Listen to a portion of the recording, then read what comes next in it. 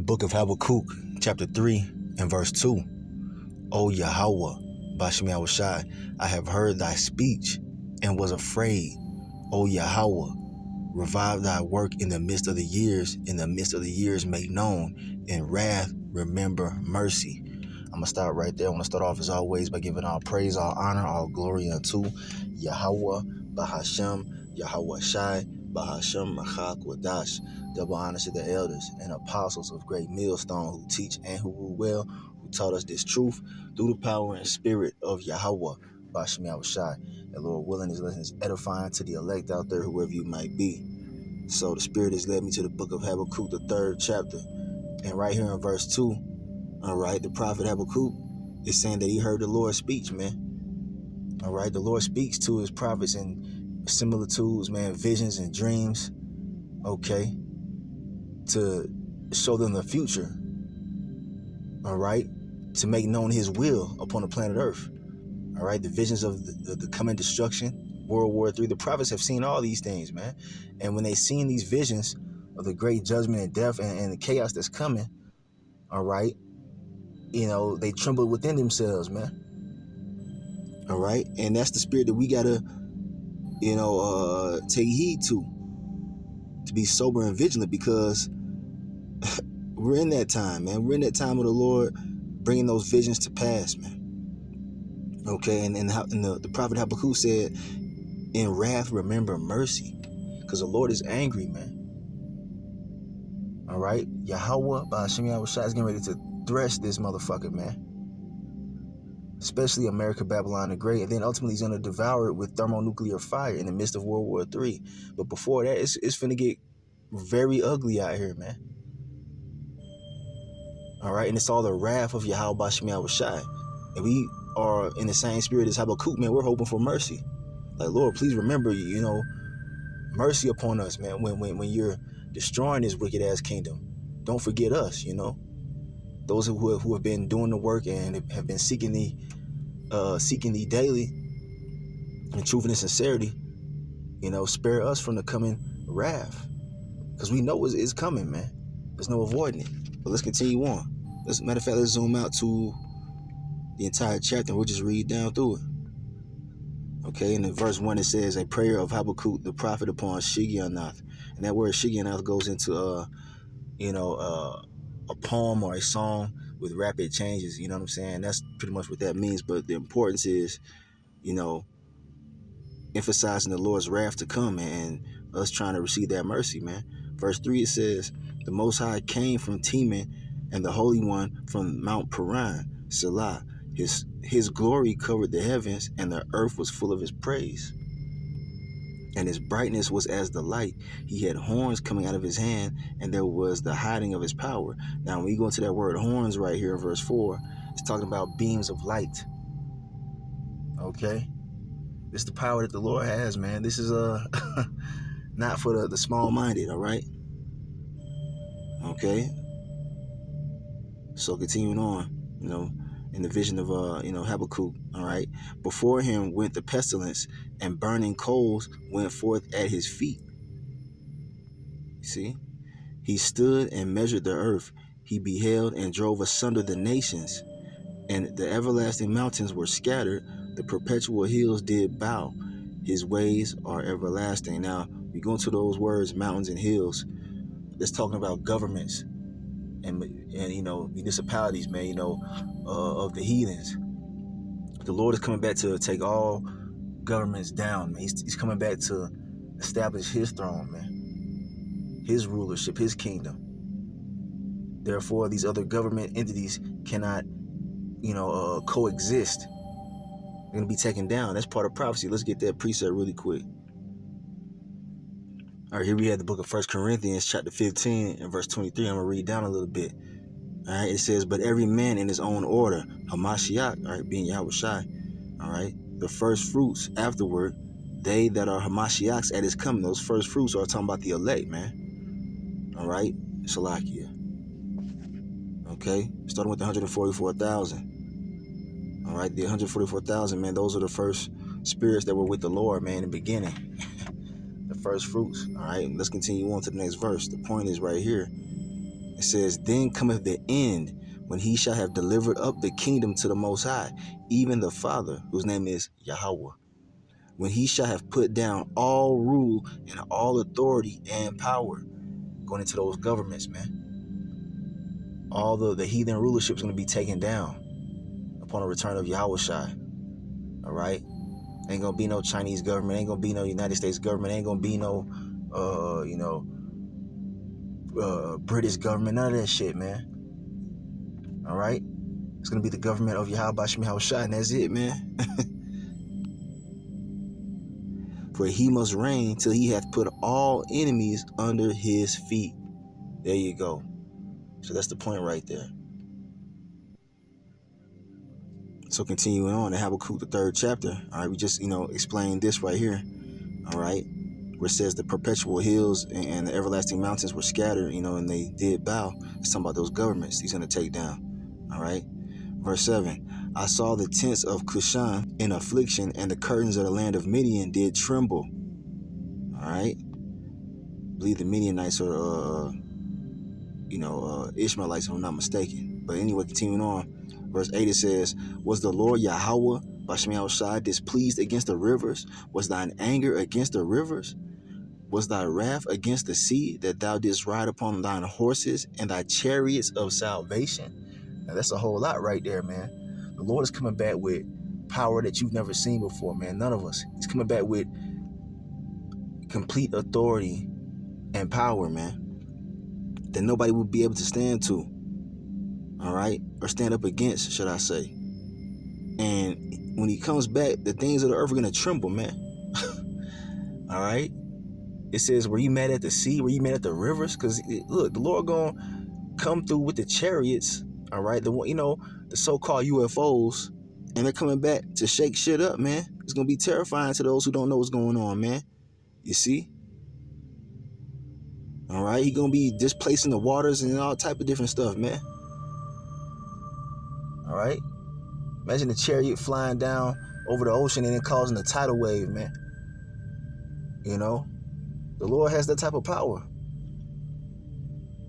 But that's why it's talking about that thou didst ride upon thine horses. It's not talking about actual, animal horses. It's talking about those chariots, man. The Lord is known as the Lord Yahweh of hosts. And that word host goes into armies. And one of his armies is the armies of the angels, man. The heavenly hosts. Okay? And they're coming back with power, man. And it also goes on to say the chariots of salvation. This is how we're going to be saved out of the coming destruction, man. You see, this is how the Israelites, the so-called Negroes, Latinos, Native Americans, and Seminole Indians are going to be saved, all right, out of World War III, out of many different, dire situations when all hell breaks loose. Okay? That's why it's called the chariots of salvation. Verse 9, thy bow was made quite naked according to the oaths of the tribes, even thy word, Selah, thou didst cleave the earth with rivers. The mountains saw thee, and they trembled. And the governments, they're going to see Yahweh Shai, especially Esau. He's seeing the angels right now in the heavens. That's why they got a space force, because they're afraid, man. They know that they're getting ready to get their ass handed to them, but they're going to try to still fight anyway, because that's just the pride of this damn devil. And it's also prophecy that the Lord is going to make them to try to stand up against them so he can destroy them. All right? The mountains saw thee, and they trembled. The overflowing of the water passed by.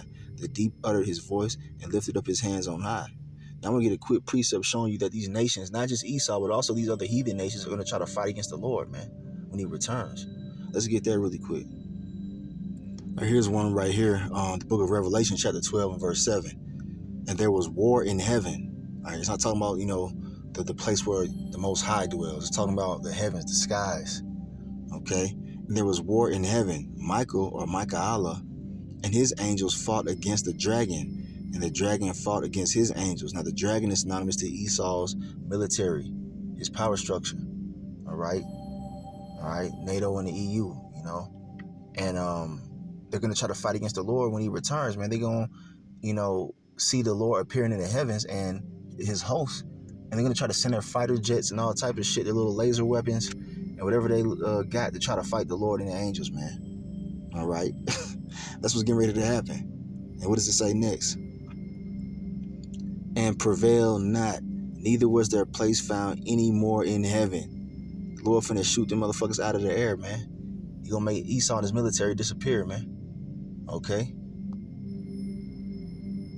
And the great dragon was cast out, that old serpent called the devil and Satan, which deceived the whole world.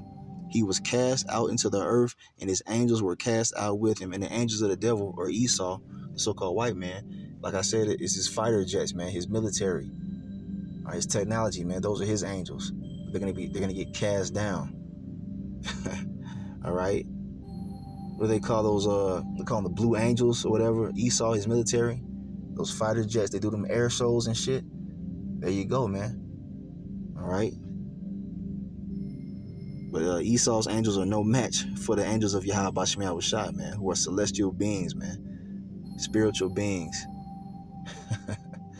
Esau, you're not equipped for this war, man. You're going to lose. Call Allah Yahweh Bashim Yahushua. There's another quick precept from the book of 2nd Esdras, chapter 13, talking about that war in heaven, how they're going to try to actually fight the Lord and the angels, right? Let's see. Matter of fact, I'm going to start right here, verse 3. And I beheld, and lo, that man, that's talking about Yahweh Shai, when he returns, who the world ignorantly calls Jesus, who was a so-called Negro from the tribe of Judah. When he comes back, he comes with pure power. And I beheld, and lo, that man waxed strong with the thousands of heaven. Who are the thousands of heaven? The angels, man. All right. And when he turned his countenance to look, all the things trembled that were seen under him. You see, the earth gonna be trembling, man. The inhabitants of the earth are going to be trembling when they see Yahweh Shai, man. With that immense power. All right? Y'all don't understand the power that has been given unto the Lord Yahweh Shai by the Heavenly Father Yahweh. It says all power has been given unto me in heaven and earth, man. But y'all don't want to worship Yahweh Shai? Shit. Verse 4, it says, and whensoever the voice went out of his mouth, all they burned that heard his voice, like as the earth faileth when it filleth the fire. And after this I beheld, and lo, there was gathered together a multitude of men, here it is right here, out of number, from the four winds of the heaven, to subdue the man that came out of the sea. It's talking about Yahweh Shai, man. They're going to try to subdue Yahweh Shai, man. These damn heathens and their armies, along with Esau, are going to try to actually take down the Lord when he returns, man. You know, that's how crazy they are. All right. So there you go. That's the point I wanted to make. And jumping down, it says, and after this I beheld, and lo, all they which were gathered together to subdue him were sore afraid, and yet durst fight. So the Lord's going to put the spirit in them to actually fight him, man. They're going to be afraid. They're going to be scared as hell because they're going to be witnessing something not from this realm. They're going to be witnessing a power that they didn't even know existed. They're going to be shook completely to the core. But the Lord is going to control their spirits to actually make them try to battle, man, so he can destroy them. The Lord controls the minds of all men and animals. He controls everything, man. He's going to make Esau fight. You see? Just so he can destroy him. All right, continuing on in Habakkuk, the 3rd chapter. All right. It says, verse 11, the sun and moon stood still in their habitation. At the light of thine arrows they went, and at the shining of thy glittering spear. What is the Lord's glittering spear? That's referring to those thermonuclear missiles, man. The glittering sword, the glittering spear, those go into those missiles, man. The thermonuclear missiles, they're going to be shot in the midst of World War III. Those are the Lord's missiles, man. He gave Esau the technology. He gave Esau the mind to create that technology, all right, to destroy himself. You see, and the Lord's spirit is going to be within those flames of fire, man. Believe that. Now, verse 12, it says, thou did it. Matter of fact, let's get a precept on that glittering spear, all right? Deuteronomy chapter 32 and verse 41. If I whet, that means sharpen, my glittering sword, and mine hand take hold on judgment, I will render vengeance to my enemies, and will reward them that hate me. And who hates the Lord more than Esau eating the so-called white man? All right, the Lord's going to reward him with that glittering sword, man, those missiles. Because it's a glittering sword, because a sword is a killing instrument, right? Well, guess what? This sword, this killing instrument, all right, the missiles, they have a propellant behind them, man, which is that fire, man, that fuel that makes them soar through the air. When you see it from the ground, it looks like a glittering star falling to the earth. That's what they look like. Okay, and that's what it's talking about, man. These are all made to render vengeance upon the main enemy of Yahweh Shemel Shai and the Israelites, which are the Edomites, the so-called white man. All right, and America, Babylon the Great is going to be completely destroyed, man, and engulfed in flames, man. All right, that's why it's called the lake of fire. America is going to be the lake of fire.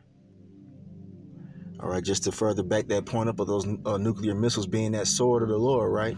All right, Isaiah 34 and verse 4, and all the hosts of heaven shall be dissolved. All right, thermonuclear fire.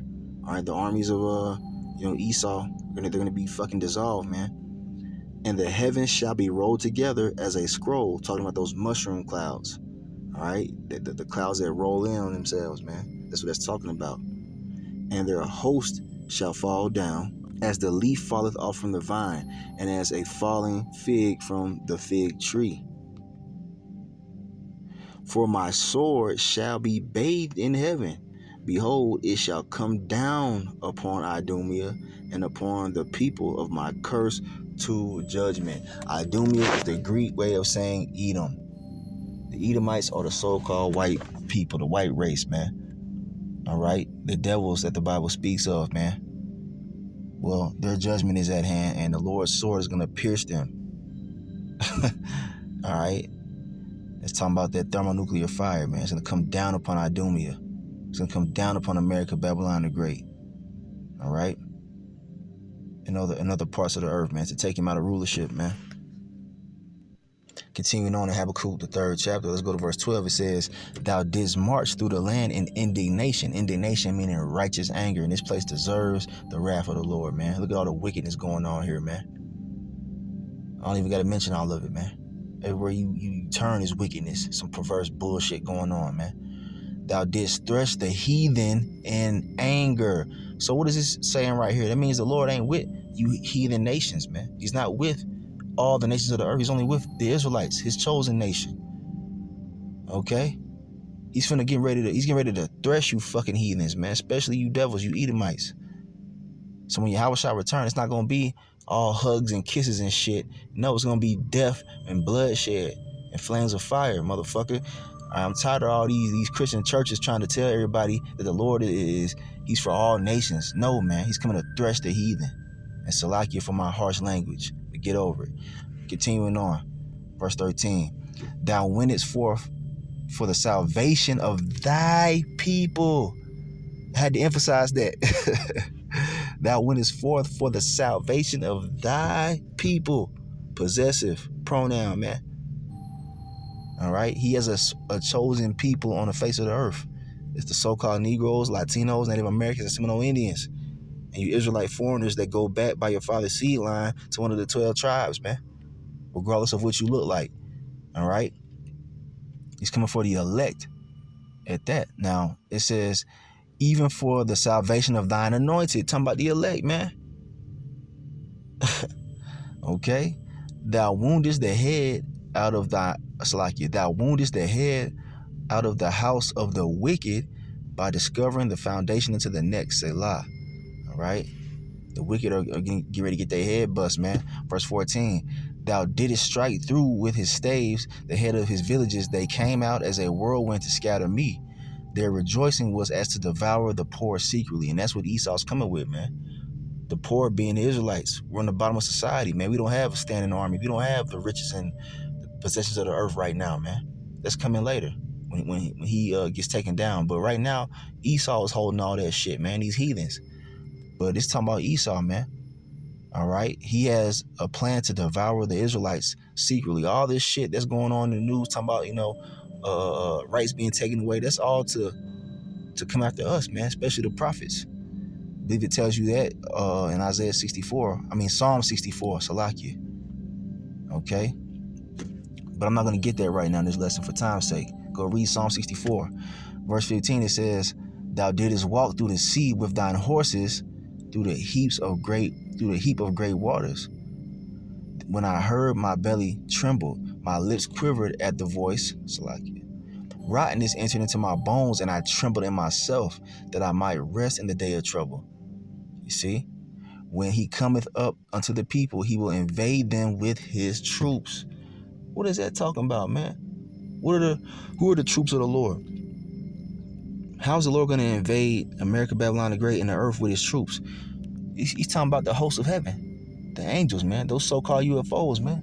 Them ain't aliens with big eyes and green skin and all that shit they try to portray in the movies and cartoons and shit. Nah, man, it's talking about the angels, man. They look like so-called black men. They also come in other forms too. But the Lord, man, he coming back with power. That's the point, man. The power of Yahweh Bashem Yahushua, man, is going to be made known in the earth, man, when he invades with his troops, man. We're already seeing the chariots in the skies, man, hovering above the camps. Yeah, it's over, man. All right.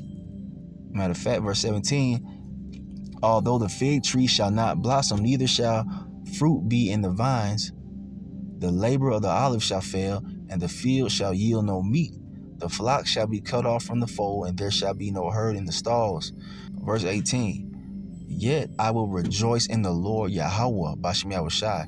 I will rejoice in the power of my salvation. So though all these things are going to be happening, we're going to rejoice in the Lord, man, because we got our faith in Yahweh, Bashem Yahushai. He said his servants are going to eat in Isaiah 65, verse 13 on down. All right? We're going to be taken care of, man. All right? The elect, Lord willing, we're of that number. We're going to rejoice in the salvation from the trouble, man. The trouble must happen in order to receive the salvation, man. It goes on to say, the last verse, the Lord Yahweh, Bashem Yahushai, all right, the Lord power is my strength, and he will make my feet like hinds' feet, and he will make me to walk upon mine high places, to the chief singer of my stringed instruments. Okay, but the point is right here is that the Lord is our strength, man. He gonna make sure that we're sustained and taken care of in the time that we're coming into. You see, okay, he gonna make us to be getting through, man, where everybody else gonna be suffering. All right, this is the importance of having faith in Yahweh Bashem Yahushai. We want that mercy. That's why I started off, man, in verse 2, in wrath remember mercy. Okay, the elect are going to obtain that mercy through Yahweh Bashem Yahushai, man. So I'm ending right there. Just wanted to do a quick lesson on Habakkuk, the 3rd chapter. All right, very prophetic. All right, so I'm ending right there. I'm going to give all praise, honor, and glory unto Yahweh Bahashem, Yahweh Shai, Bahashem, Rakak, Wadash. Double honors to the elders and apostles of Great Millstone who teach and who rule well, who taught us this truth through the power and spirit of Yahweh Bashem Yahushai. They call me Yasharala and Abad, Abba, Shalom.